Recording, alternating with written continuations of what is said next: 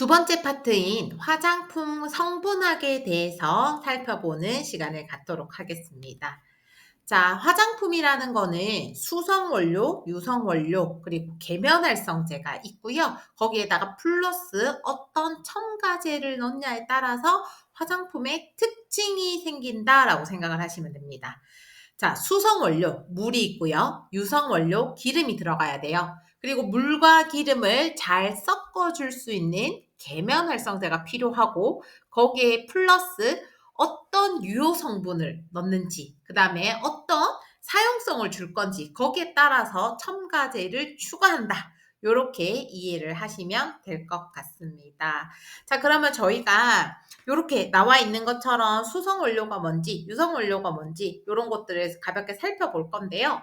우선은 수성 원료라고 하면 정제수와 에탄올이 대표적으로 있다. 요 부분 잘 이해해 주세요.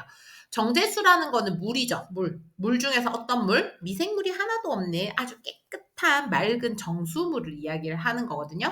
그 정제수를 통해서 이제 우리가 뭐 화장품을 만들 때 몇 퍼센트 들어가냐에 따라서 제형이 바뀔 수 있습니다. 토너 같은 경우에는 정제수의 함유량이 좀 높겠죠. 그런데 크림 같은 경우에는 정제수보다는 유성 원료의 유성 물질이 조금 더 높겠죠. 그래서 정제수의 함유량이 적을 거예요. 그런 것처럼 얼마나 함유되어 있냐에 따라 다르고요. 또 수성 원료에 에탄올이 있는데요. 이 에탄올을 뭐 토너나 뭐 크림이나 세럼에도 들어가 있지만 대표적인 화장품 중에서 향수. 향수가 보통 이제 에탄올의 향이 녹아 있는 경우가 많습니다. 그 이유는 향이 정제수 물보다는 에탄올에 더 잘 녹기 때문이거든요. 그리고 우리가 사용하는 화장품 중에서 컬러 제품들 아니면 포인트 뭐 메이크업 제품들 그런 것들이 에탄올 수성 원료의 색깔을 만들어내는 경우가 많습니다. 자, 그리고 유성 원료로는 동물유, 식물유, 광물유, 합성유 요렇게 있는데 우선 유성 원료에 대해서는 우리가 조금 살펴보자면요. 첫 번째, 식물유가 있습니다. 식물 어디에서 추출하냐면 식물의 잎, 줄기, 뿌리, 열매 등 뭐 식물의 뿌리부터 잎, 열매까지 모든 곳에서 식물성 성분, 오일을 추출합니다. 대표적인 게 뭐 올리브유, 아몬드유, 우리가 그래서 음식을 할 때 사용을 하기도 하는 거잖아요. 그리고 동물유가 있는데 동물의 피하 조직, 장기에서 추출합니다. 밍크나 스쿠알렛, 마유, 향유, 고래유, 스쿠알렌이라는 제품을 많이 사용하긴 하는데 이 동물유에서 먼저 추출을 합니다. 그런데 요즘에 동물을 보호하자라는 것이 있죠. 그리고 우리나라 같은 경우에는 동물유를 화장품 원료로 잘 사용하고 있지 않습니다. 그래서 지금 현재 여러분들이 사용하는 화장품에 혹시 스쿠알렌이라는 성분이 들어있다, 마유라는 게 들어있다라고 하면 동물류의 피하 조직에서 추출한 성분일 수도 있는데 보통 요즘엔 스쿠알렌은 그 추출한 성분과 유사한 화학 구조식을 가진 새로운 화학 물질이죠. 동물류에서 추출한 게 아니라 화학 물질인 걸로 대체되는 경우가 많습니다. 자, 그리고 광물류가 있는데 바셀린이나 미네랄 오일, 파라핀 왁스들이 광물류입니다. 여러분들이 사용하는 파라핀 왁스, 뭐 우리가 립스틱이나 아니면 립밤, 그리고 뭐 헤어에 바르는 왁스 타입, 얼굴에 바르는 제품도 있을 수 있고요. 아니면 양초나 향초도 만들어 볼 수 있잖아요. 그럴 때 사용하는 것도 파라핀 왁스. 그리고 마사지 오일에 사용하는 것도 뭐 미네랄 오일. 바셀린 같은 경우에도 많은 곳에서 판매를 하고 있죠. 이거는 유성 원료 중에서 광물류라는 거. 그리고 합성 원료가 있는데요. 합성 원료의 대표적인 거는 에스테르 또는 실리콘 오일입니다. 뭐 우리 실리콘 오일이 몸에 좋아요, 나빠요, 뭐 요런 걸 질문하시는 분들이 많은데 실리콘 오일의 장단점을 생각하시면 되세요. 실리콘 오일의 장점은 뭐냐면 피부를 코팅을 해서 우리의 이제 유분막을 만들어서 수분이 잘 날아가지 않도록 도와주고요. 그리고 단점으로는 모공을 잘 끼입니다. 모공이 잘 끼어서 여러분들이 깨끗하게 잘 씻어낸다면 문제가 없는데 잘 씻어내지 못할 때는 트러블을 일으킬 수 있어요. 그런데 여러분들이 사용하는 뭐 비비크림이나 선크림 그리고 특히 파운데이션 요런 제품들 쿠션 제품류에 실리콘 오일들이 대부분 들어가 있거든요. 그 이유가 모공 커버가 잘 되기 때문이에요. 모공 커버가 됐다라는 거는 모공 구멍을 채웠다는 뜻이잖아요. 그런 의미에서 실리콘 오일이 좋아요, 나빠요가 아니라 적절하게 화장품 원료는 잘 사용하면 좋지만 여러분들이 잘 관리를 못했을 때 트러블을 유발시킬 수도 있다라는 거지 성분적으로 봤을 때 좋은 원료, 나쁜 원료라는 것은 없습니다. 자, 그리고 유성 원료에서 빼놓을 수 없는 게 우리 피부에 자연산 피지가 있잖아. 자연산 기름이 있잖아요. 그러면 우리의 피지막은 무슨 성분을 이루어져 있냐라는 거 정도는 여러분들이 한번 보시면 좋을 것 같아서 정리가 되어 있는데 우리가 표피층, 진피층, 최외층인 표피층이 있어요. 그 표피층의 가장 바깥의 층이 각질층이라고 했습니다. 근데 그 각질층이 얼굴에 딱 잘 붙어 있는 이유가 각질층 위에 천연 보호막인 피지막이라는 게 있어서 그런 거거든요. 피지막. 그럼 그 피지막이 무슨 성분으로 이루어져 있냐라는 겁니다. 이 피지막이 정상적으로 있으면 정상 피부, 피지막이 없거나 너무 적게 있어요. 그러면 건성 예민 피부, 피지막이 너무 두껍게 있어. 과보호가 되고 있어. 그러면 지성 피부인 거죠. 그러면 그 피지가 뭘로 이루어져 있냐? 트리글리세라이드라는 성분이 43%로 가장 많고요. 왁스, 지방산, 스쿼알렌, 콜레스테릴, 에스테르, 콜레스테롤 요 순서대로 퍼센티지가 많습니다. 자, 우리의 피지막이 무엇으로 이루어져 있는지 왜 여러분들이 체크해 보셔야 되냐면요. 저처럼 건성이나 예민 피부를 가지고 있다라고 하면 피지막이 부족한 거죠. 부족하려면 지금 내 피지로 이루어져 있는 성분이 무엇인지 알고 저 성분이 부족하니까 저 성분을 잘 발라줘야 되겠죠. 그래서 정상 피부가 되기 위해서 저 성분들을 잘 발라줘야 되는 거죠. 근데 반대로 과보호가 되고 있어. 과피지가 이루어지고 있어요. 그러면 과피지가 이루어져 있을 때는 정상 피부가 되기 위해서는 피지를 빼짜를 해야 되잖아요. 그럼 우리 피지가 무슨 성분을 이루어져 있는지를 살펴보고 이 성분들을 잘 뺏을 수 있는 제품들을 사용을 하시면 화장품을 좋은 화장품 아니면 많은 사람들이 선택할 수 있는 화장품으로 만들 수가 있기 때문입니다. 그래서 여러분들의 피지는 이런 성분을 이루어져 있다 정도까지만 아시면 될 것 같습니다. 자, 그리고 또 중요한 계면활성제인데요. 이 계면활성제라는 거는 한 분자 내에 물을 좋아하는 친수성기와 유분을 좋아하는 친유성기를 함께 가지고 있는 물질로서 서로 섞이지 않는 물과 기름, 물질을 같이 섞일 수 있도록 도와주는 것을 계면활성제라고 합니다.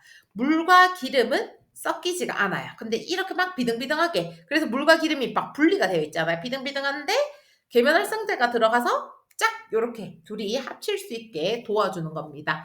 자, 이만큼 화장품의 원료에서는 중요하죠. 왜? 우리 피부가 유수분 밸런스를 맞춰줘야 되는 것처럼 수분과 유분의 적절한 주자 빼자가 이루어져야 되거든요. 그러면 유분과 수분이 결합할 수 있도록 도와주는 계면활성제에 대해서 여러분들과 한번 살펴보려고 합니다. 자, 이 계면활성제는 크게 네 가지 종류가 있습니다. 음이온, 양이온, 양쪽성, 비이온성이라고 있는데요.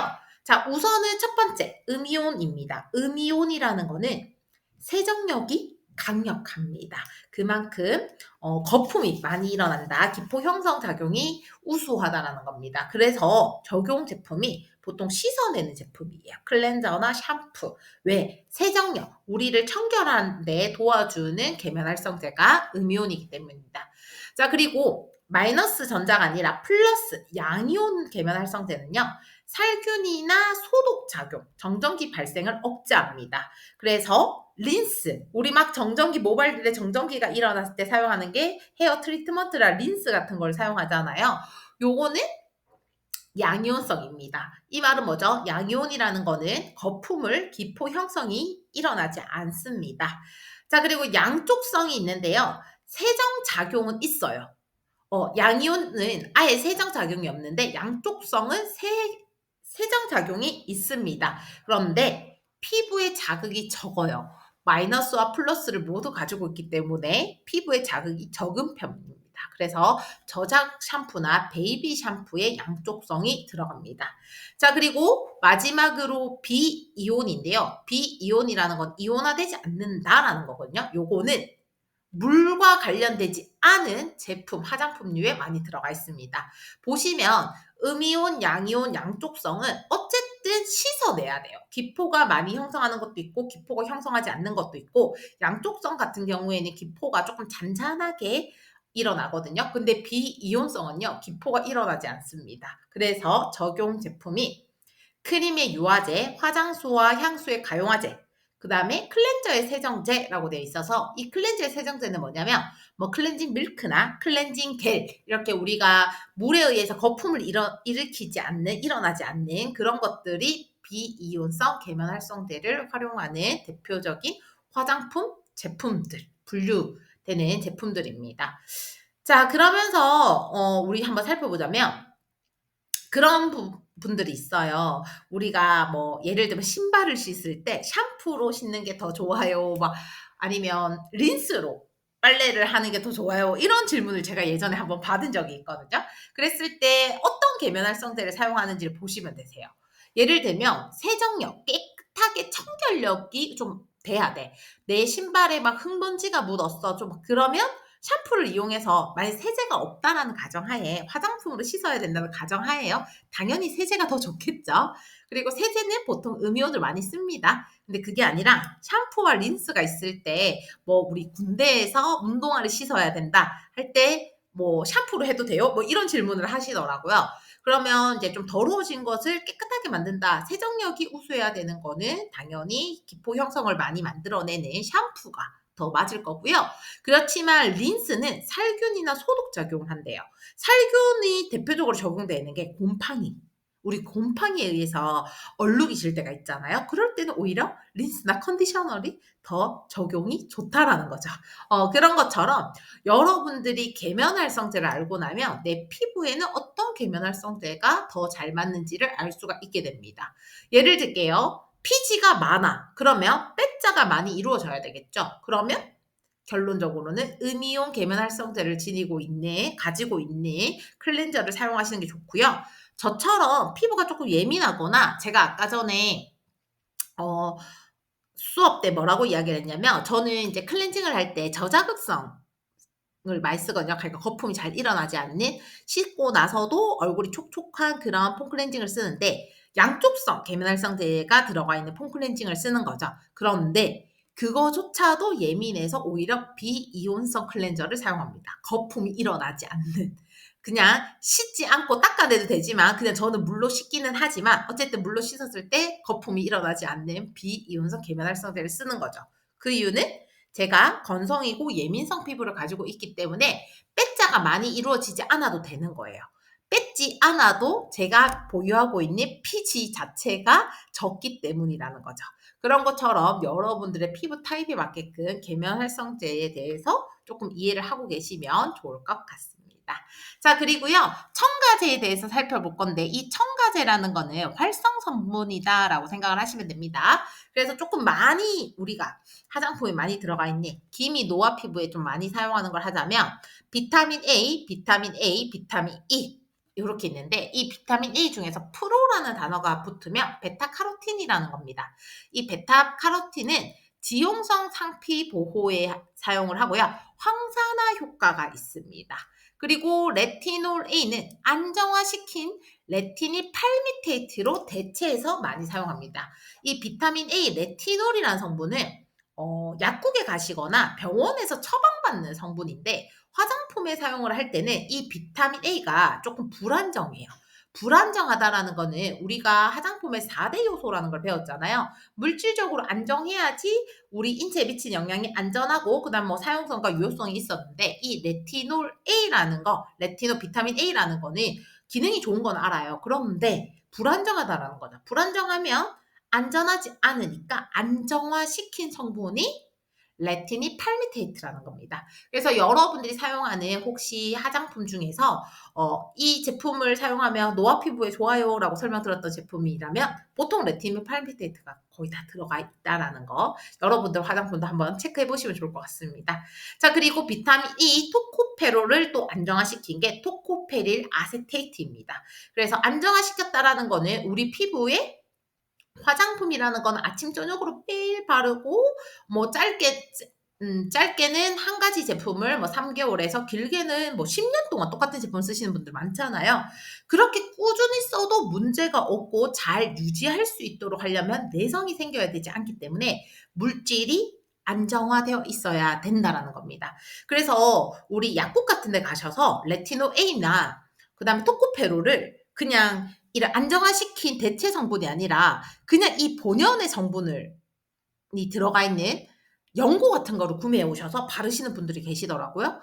그러면 우선은 연고라는 거는 함유량이 높기 때문에 내성이 생길 수가 있고요. 또 중요한 거는 레티놀을 직접적으로 얼굴에 바르게 되면 당연히 약국 가서 살 수 없습니다. 약국에서 판매하는 것도 레티닌 팔미테이트가 들어가 있거든요.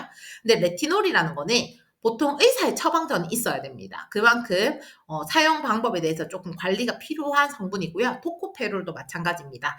참고로 저는 토코페롤의 함유량이 높은 제품을 쓰게 되면 약간 알러지, 감작성이라고 하죠. 예민성이 좀 생기거든요. 이 토코페롤은 우리 피부에 보습력도 주고 그다음에 얼굴 반짝반짝반짝거리게 해주는 그런 물광의 효과도 주는 대표적인 성분이에요. 보습력을 주기 때문에 그런 성분인데 이 함유량이 높을 때 약간의 예민성, 알러지 반응을 일으키기도 해요. 그래서 연고로 무조건 이 성분을 사용할 필요는 없다라는 거 기억해 주시기 바랍니다.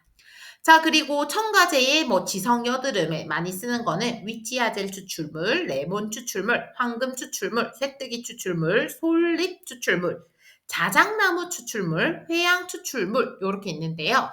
자, 레몬 추출물이라고 하면 보통 비타민이라고 해서 뭐 노화 피부에 좋은 거 아니에요라고 하는데 이 레몬 추출물에서 있는 수렴, 보습, 정화, 깨끗하게 우리가 뭐 디톡스 할 때 레몬수 마신다 이런 말 하잖아요. 그런 것처럼 피부를 청렴하게 수렴하고 정화, 맑게 만들어줍니다. 혹시나 레몬 추출물이 필요한 피부는 어떤 타입입니까? 라는 질문지가 있거나 뭐 시험 문제에 나온다라고 하면 지성 여드름 피부다라는 거 여러분들이 기억해 주시기 바랍니다. 자, 그리고 건성이나 예민 피부에 많이 쓰는 물질로는요. 알로에 추출물, 오이 추출물, 글리시린 에이시드, 이거는 감초 추출물이에요. 감초. 감초라는 한약재가 있거든요. 그리고 루틴, 비사보롤, 아줄렛, 에스틴, 알란토인이 있습니다. 뭐 알로에 추출물이나 오이 추출물 같은 경우에는 여러분들이 평소에 많이 만나봤을 거고요. 이 아줄렌이라는 추출물이 있는데 이 아줄렌이 뭐냐면 카모마일 추출물입니다. 이 카모마일이 우리 그런 거 있잖아요. 카모마일 차가 있거든요. 그 카모마일 차를 많이 권하는 타입이 좀 수면이 부족하다 아니면 진정이 필요하다라고 할 때 카모마일 차를 마셔요. 그런 것처럼 피부가 조금 진정이 필요하다, 보습이 필요하다라고 할 때 이 카모마일 추출이 되어 있는 아줄렌 성분을 많이 바릅니다. 그래서 요 아줄렌이 우리 한참 한 5년, 6년 전부터 엄청나게 화장품 업계에서 많이 사용하는 대표적인 성분 중에 하나거든요.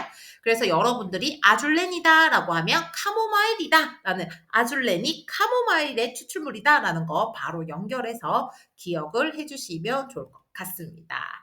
자, 그리고요. 김이 노화에 좋은 활성 성분입니다. 녹차 추출물, 상백피 추출물, 은행님 추출물, 인삼 추출물, 해조 추출물, 감마 오리자놀이라고 해서 뭐 여기 보시면 뭐 항산화에 효과가 좋고 항균 미백 그리고 뭐 보습, 신진대사, 혈액순환 촉진 뭐 요런 다양한 특징들이 있습니다. 그래서 노화 피부나 기미 피부에는 요런 게 좋다라는 거 기억해 주시고요. 상백피 추출물이라고 해서 그게 뽕나무 껍질이거든요. 그래서 그 뽕나무 껍질을 잘라서 얼굴에 막 이렇게 대고 있는 걸 저는 예전에 한번 본 적이 있는데 그렇게 되면 기미 노화에 좋아지기는 해요. 좋아지긴 하는데 그 물질을 원료 있는 그대로 사용하는 것보다는 피부에 잘 흡수될 수 있도록 화학 분자로 만들어서 사용하는 것이 더 좋다. 이 말을 하는 거는 여러분들이 상백피 가루를 막 갈아서 얼굴에 붙이시는 것보다는 그거를 안정화 시켜 놓은 화장품으로 꾸준히 사용하는 것이 더 안전하고 좋다라는 것을 말씀드리는 겁니다. 자, 그리고 첨가제 중에서 이제 상품성을 높이기 위해서는요. 어떤 색소를 쓸 건지 뭐 예를 들면 알로에 겔 있잖아요. 순수 알로에는요. 투명색이거든요. 근데 투명색인데 아마 여러분들이 사용했거나 접해 본 알로에 겔이 약간의 초록색 빛이 좀 도는 걸 보실 수 있을 거예요. 그 이유는 뭐죠?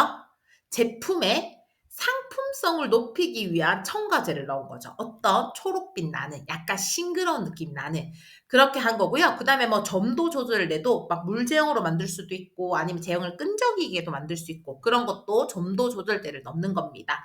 그래서 요즘에 그 비누 중에서 비누를 사용했을 때 얼굴에 바르는데 뭐 이렇게 쫀득쫀득 올라온다라고 하는데 그 비누의 비밀이 뭐냐면 젤라틴이 들어가 있더라고요.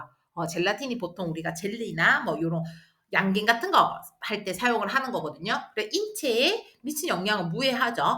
그런 것처럼 화장품의 상품성을 위해서 활용하는 경우가 많습니다. 그리고 보존제는 당연히 필요하고요. 금속 이온 봉쇄제라고 해서 우리 그 성분에 인제 이온화되는 거, 금속이 이온화되는 것을 막아주고요. 산화 방지제, pH 조절제 요런 상품성에 의한 첨가제들도 있습니다.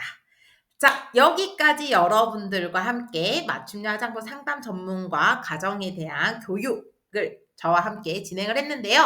화장품 성분학에 대해서는 2급에서는 아주 조금 다루고 있습니다. 그래서 성분학을 본격적으로 공부하고 그다음에 기미 피부, 여드름 피부에 대해서 아주 깊게 딥하게 약 40시간 동안 공부하는 과정이 있는데 그거는 1급 과정입니다. 혹시 여러분들 2급을 공부하는 여러분들 중에서 1급 과정도 함께 하고 싶다 아니면 공부를 하고 싶다라고 하시는 분들은요.